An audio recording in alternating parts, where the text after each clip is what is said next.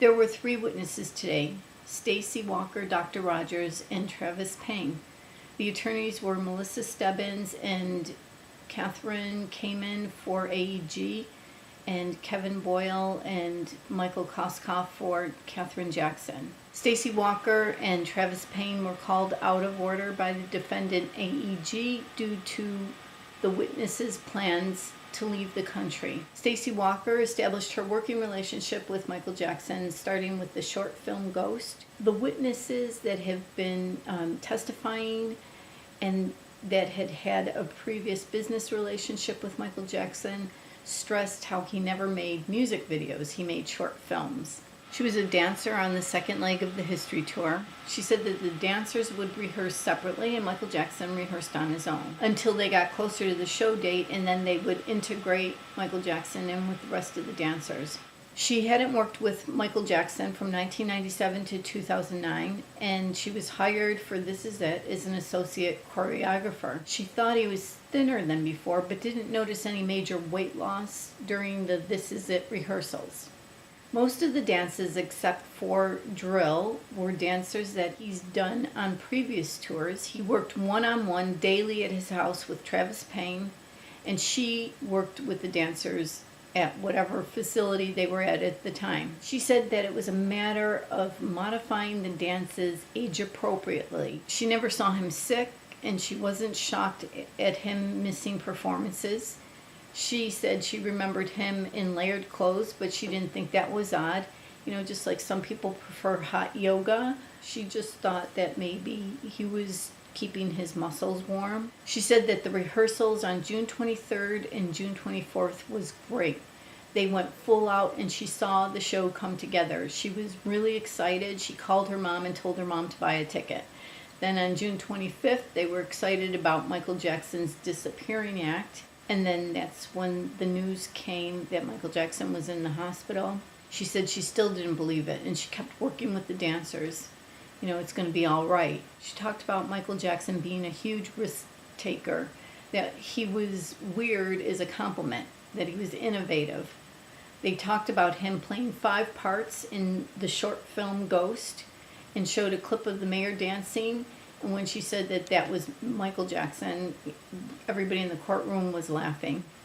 They showed the photo that made Karen Faye very sad, the skinny photo where he's in a white t-shirt, big smile, looking happy, but she thought extremely thin.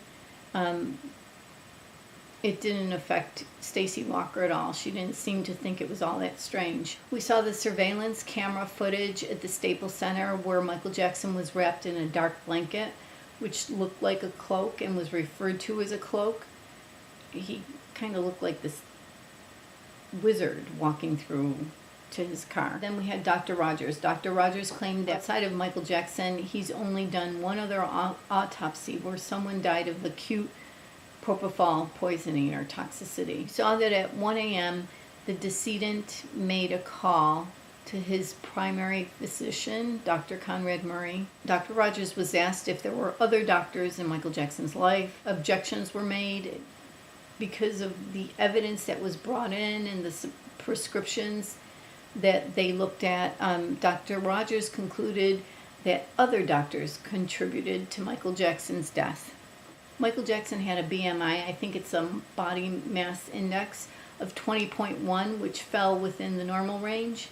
Dr. Rogers didn't think he looked emaciated when he was brought in. He thought that he was in better than average health for a dead person. They also talked about the radiological findings from the x-rays. In his opinion, there may have been some back pain, but not so advanced. Travis Payne will continue testimony tomorrow, but we heard that he's worked with Michael Jackson since dancing in the short film Remember the Time in 1992. He worked on the Dangerous Tour, starting as a dancer and graduating to choreographer. He never saw any sign of Michael Jackson having a drug or alcohol problem. They worked on many projects together. It would be extensive rehearsals. He'd let the dancers get up to speed, and he would join in later closer to the show dates. He remembers the one night only special that was supposed to have happened but never did, which was a live performance where Michael Jackson fainted and everyone was asked to clear out, and then the show never happened.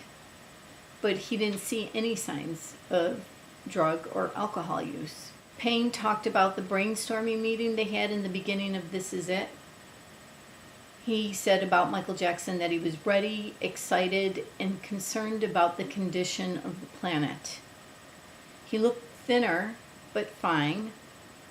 Michael Jackson explained that the concert would be a partnership with AEG with all their facilities rather than having a sponsor. Michael Jackson had say in everything about this tour. Set design to the clothes, they were talking about the torch. We saw rehearsal schedules. Payne was with Michael Jackson daily, and Michael Jackson wanted him to stay on the tour.